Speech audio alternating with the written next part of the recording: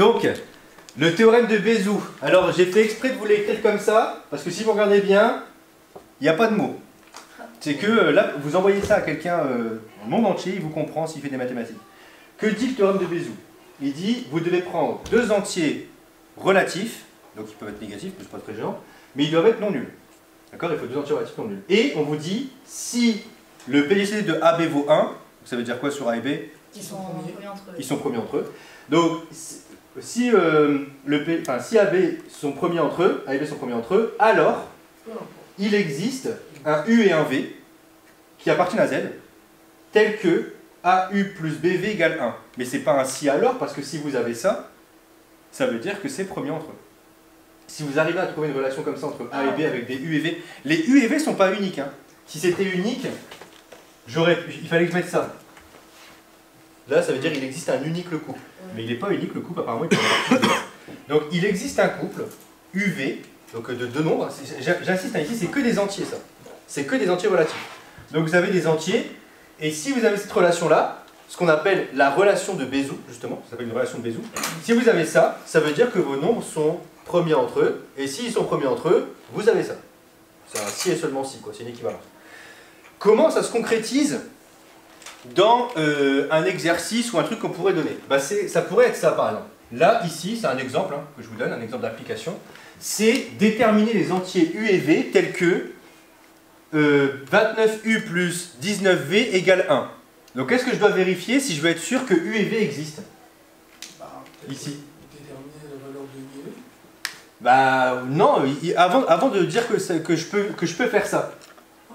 Parce que ça se trouve, peut-être qu'il n'y a pas de U et V, ça n'existe pas. Tester si déjà le PGCD de 29 et 12 c'est ça. Si a priori le PGCD de 29 et 12 vaut 1, c'est exactement ça. Si on trouve que c'est premier entre eux, alors je suis sûr que U et V existent. Il faudra que je le trouve, mais en tout cas c'est ça. Avant de faire le théorème de Bézout, il faut d'abord savoir si c'est ça. Exactement. Donc montrons que, tu as tout compris, montrons que PGCD de 29,12 égale 1 à l'aide de l'algorithme d'Euclide. Et vous allez voir qu'en plus, il va nous aider pour trouver U et V, l'algorithme d'Euclide. On ne le fait pas pour rien. Donc, 29, c'est égal à quoi? C'est égal à 12 fois quoi? 12 fois 2 plus 3, 4, 5. Il faut que tu sois d'accord là. 5. Ok. Ensuite, 12, c'est égal à 5 fois... 5 fois 2 plus... 5 fois 2 plus... 2. Très bien. Ensuite, 5, c'est égal à 2 fois 2 plus 1. Et ensuite, 2, c'est égal à 2 fois 1 plus 0. Bon, la dernière ligne, elle ne me sert pas à grand-chose. Mais le PGCD ici vaut bien 1. Donc, on est content. Le PGCD vaut 1. Et comme le PGCD vaut 1, bah, je peux du coup savoir que U et V existent. Donc là, je suis content. Et vous allez voir comment on trouve ces fameux U et V. C'est très simple. Alors, j'ai oublié de faire l'appel, excusez-moi. Hop, voilà. Et donc, vous allez voir comment les U et V existent. C'est très simple. Il faut appliquer l'algorithme d'Euclide. Donc là, je vous laisse poser les stylos rapidement parce qu'il faut vraiment suivre ce qui va se passer là. Vous devez partir de la dernière ligne. D'accord? Vous partez de la dernière ligne. Donc ici, je vais le mettre. Déterminons. Et suivez bien parce que d'abord, c'est important. Déterminons U et V. Donc vous allez voir, c'est pas compliqué. Il faut juste bien se poser. Même moi, parfois, ça me demande un peu de réflexion. Donc vous partez de la dernière ligne et vous écrivez que 1, c'est égal à 5 fois... Pardon. 5 moins 2 fois 2. Est-ce que là, ça va? J'ai pris ça. Maintenant, vous prenez la deuxième ligne. Vous écrivez que dans la deuxième ligne que 2 égale 12 moins 5 fois 2. D'accord? Que je ne dise pas de bêtises, voilà, le 2 qui est là, vous savez que 2 vaut 12 moins 5 fois 2. Vous allez le remplacer ici. Donc ça, si vous appelez ça la ligne 2 et la ligne 1, vous allez remplacer 2 dans la ligne 1. Voilà, exactement. Donc ici, ce que je vais obtenir, c'est que 1, ça va devenir quoi? Ça va devenir 1 égale 5 moins 2 fois 12 moins 5 fois 2. Là, il faut comprendre pourquoi on fait ça. Pourquoi je fais ça? Parce que qu'est-ce que je cherche dans mon exercice? Je cherche une égalité entre 29 et 12, avec un certain truc dégueulasse, là, UV, mais qui vaut 1 à la fin. Pourquoi dans ce deux-là?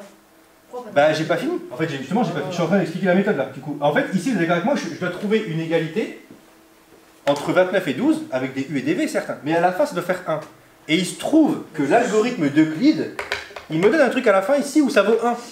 Bah je vais l'utiliser ce 1. Et je vais remonter. Je vais remonter parce que je sais qu'en remontant, je vais tomber sur qui? 29 et 12. Ok?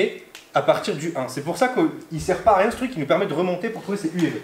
Donc regardez, j'y vais, là je continue, ça va faire quoi si je fais ça? Ça va me donner 1 égale 5 moins 12 fois 2 moins, plus, ça va, excusez-moi, il y a un moins avec un moins, plus 5 fois 4, c'est ça? 5 fois 4? Ouais. On peut peut-être mettre des 5 ensemble là? 5 facteurs de... Bah, Ça fait 1 égale 5 fois 5. Ah, comme ça? Bah vous avez 1 fois 5 et 4 fois 5. Ça fait 5 fois 5. Ouais. Ouais. Vous êtes sûr hein? oui. Ok. Pourquoi on a pas remplacé les 2-2? Le 2-2? Bah, dans le gros, il y avait 2 fois 2, on a remplacé qu'un 2 Parce que bah, si tu alors si tu le fais, ça, tu vas créer 12 fois 12, donc tu vas créer 144. C'est juste pour remplacer. C'est ça. Et là tu vas du coup comprendre pourquoi, parce que là, maintenant je prends la ligne qui est là, je l'appelle la 3 si tu veux. Ah, on remplace un. Et regardez, vous allez écrire ici 5 égale 29 moins 12 fois 5. 12 fois 2, pardon, excusez-moi. 12 fois 2. Vous l'appelez 3, cette ligne-là. Et là, effectivement, vous avez du 5 qui est là. Vous allez le remplacer par le 5 qui est là. Alors, Ouais. si ton délire, c'est de remplacer 2 fois, Non, mais c'est parce qu'il y a 2 fois le 5, mais c'est. je suis d'accord. Mais il y en a qu'un, c'est parce que là, c'est particulier, hein, d'accord?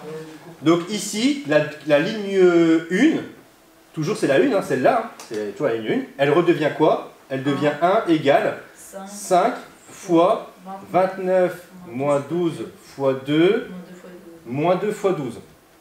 On s'accroche. Ça fait 1 égale 5 fois 29. Et ça, j'y touche plus. 5 fois 29, j'y touche plus. Sauf s'il y a encore du 29 qui apparaît. Ah, le U. Mais là, j'ai déjà, a priori, mon U. Ouais. J'ai 29 fois U. Peut-être que c'est pas lui, mais on va voir si ça marche. Et ensuite, si vous multipliez ça ensemble, ça va donner quoi? Moins 12 fois 10. Effectivement, faites pas 5 fois 12, parce que vous faites disparaître le 12 quand vous faites ça. Et il faut le garder. Donc, moins 12 fois 10, moins 2 fois 12. Donc ça va vous donner quoi? 1 égale 29 fois 5 moins... Moins 12 fois 8. Moins 12 fois... Bah Non, on non, peut non, multiplier le 10 par moins 2, et après, Bah, moins. non, ça marche pas. bah pourquoi? Non, non, c'est d'accord. Bah c'est moins 12 fois 12, non? Oui. Donc moins 12 fois 2, ça Je fait... sais pas pourquoi ça a l'air de vous bloquer. C'est un moins 2, c'est pour ça. Vous mettez moins 12 en facteur. Enfin, vous mettez 12 en facteur, j'en sais rien, vous faites un truc, mais vous mettez, vous allez avoir 10 et 2, Oui. donc ça vous fait x 12. Alors a priori, quelqu'un peut peut-être tester ça, si vous voulez voir si ça marche. A priori, là on a trouvé, regardez, 29U plus, alors je vais peut-être que le plus vous dérange un peu, regardez, je vais mettre le plus. Bah sans blague, bizarrement ça marche. J'ai pas mis moins, j'ai mis plus là, pour que vous voyez qu'en fait le V que je cherche, alors j'espère que pour vous c'était évident que parmi les U et les V qu'on cherche, il y en a forcément un des deux qui est négatif. Hein. Ah ouais, Bah ouais. c'est ça. Vu que là, le truc doit faire 1 et vous partez de 29 et 12. Et donc, mais pas forcément les deux négatifs, parce que si les deux sont négatifs, il y a forcément que ça marche pas, mais il y en a un des deux qui est négatif. Et voilà comment on trouve ces fameux U et V. D'accord? C'est tout simplement l'algorithme d'Euclide qu'on fait dans l'autre sens, mais vous avez vu que c'est particulier ce qu'il faut faire. Il ne faut pas tomber dans les pièges de je remplace 2 fois les trucs ou je fais disparaître des trucs. Parce que si vous faites disparaître les nombres que vous cherchez, c'est fini. Vous ne pouvez pas vous en sortir. Ok? Donc là, ça va encore parce que c'est pas très long. C'est 29-12. Mais dans votre cours, je crois que par exemple, il y a un truc avec des centaines ou des milliers. Ça peut être parfois un peu plus long et il faut faire un peu plus gaffe. Mais du coup, on fait que ça qu'avec 2 lignes au tout début? Ou on peut faire avec plus de lignes au début? Bah, si toi, tu arrives à t'en sortir avec plus de lignes, moi, je prends toujours des précautions avec ça. Tout le temps. Je commence toujours doucement et je regarde qui je remplace pour être sûr de ne pas me planter. Parce que là, c'est le truc où vous allez vous planter en remplaçant vraiment les mauvais nombres ou en oubliant des moins, ça peut toujours se planter. Là. Mais à la fin, ça doit marcher. Ok? Bon, cool.